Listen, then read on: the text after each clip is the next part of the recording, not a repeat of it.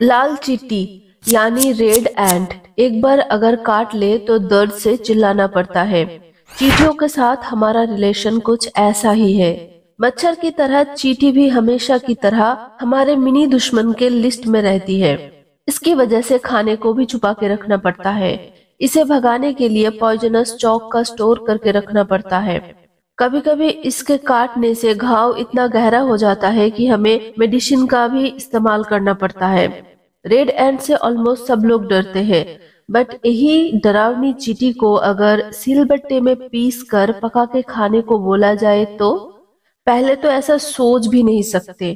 दूसरा, ये सुनकर ही हम में से कई लोग दूर भागेंगे। पर ये डिश इतना टेस्टी है कि इसको मिला है GI tag. Can you imagine? इसको पीस के पका के आसानी से खाया जा सकता है, और वो भी इस डरावने लाल चिट्टी को, जिसके काटने से जो दर्द होती है उसे भुलाने में काफी वक्त लगता है।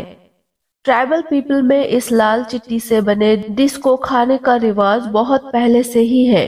सिर्फ यही नहीं, रेड एंट चटनी को इंडियन गवर्नमेंट द्वारा मिला जीआई टैग। वैसे ऑफिशियली इसका नाम सिमलीपाल काई चटनी है।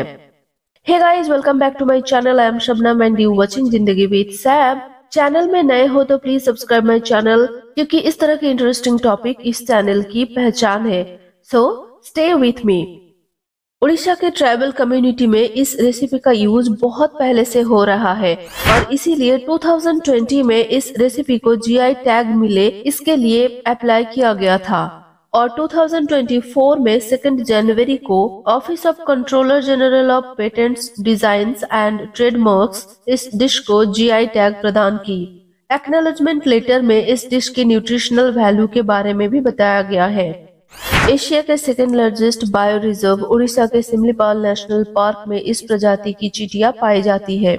उड़ीसा के मयूरभंज और केओंझर जिले के आदिवासी में ये डिश बहुत पॉपुलर है।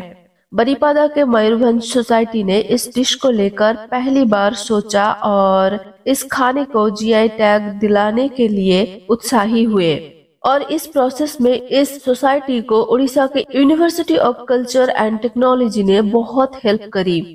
अगर इसके न्यूट्रिशनल वैल्यू की बात करें तो जीआई टैग पाने से पहले इसकी पूरी जांच की गई, और रिसर्च सेंटर से पता चला कि इसमें 20 तरह की प्रोटीन्स हैं।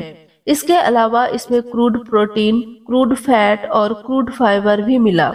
इसमें है विटामिन ए, डी, ई और बहुत सारे मिनरल्स और कार्बोहाइड्रेट, सोडियम, पोटेशियम, आयरन जैसे इम्पोर्टेंट सब्सटेंस भी मिलते हैं इस चटनी में।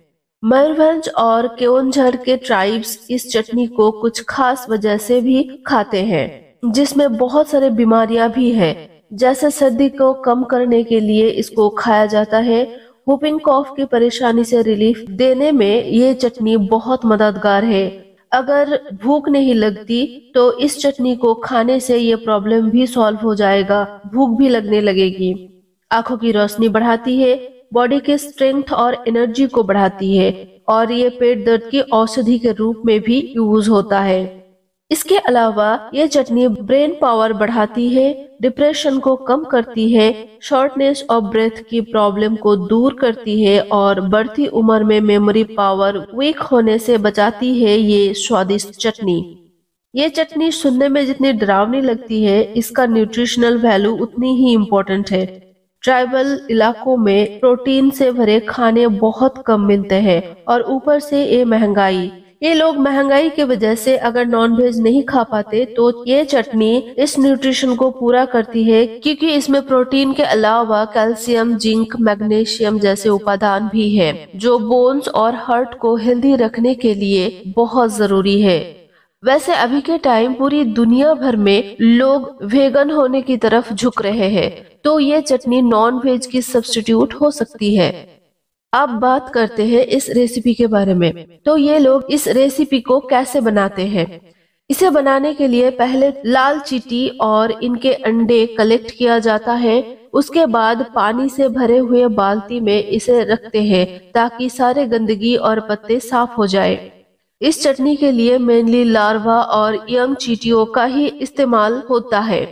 फिर इनको सिलबट्टे में अच्छे से पीसने के बाद इसमें धनिया पत्ता, लहसुन और अदरक का पेस्ट मिलाकर इसको स्वादिष्ट बनाया जाता है और इसमें काली मिर्च का भी इस्तेमाल होता है। स्वाद बढ़ाने के लिए इसमें थोड़ा गर्म पानी मिलाया जाता है। सारे चीजों को मिक्स करके बनती है चींटी की ये स्वादिष्ट चटनी। इसे चावल या फिर रोटी के साथ ले सकते हो और इसे एक चम्मच ही खाते हैं। सिर्फ खाने के लिए ही नहीं, इस चटनी को बेचकर इन 2 जिलों की कई लोगों का घर चलता है। जीआई डॉक्यूमेंट में भी लोकल मार्केट में इसकी पॉपुलैरिटी के बारे में बताया गया है। यह डिश बिना कोई केमिकल के नेचुरल वे में बनाया जाता है। उसके बाद मार्केट में साल के पत्तों में लपेट के बेचा जाता है। ओडिशा तो बहुत पहले से ही पॉपुलर था। अब नेशनल लेवल पर भी इसने पॉपुलैरिटी छीन ली रेड एंड चटनी यानी सिमलीपाल कई चटनी का जीआई टैग लेकर।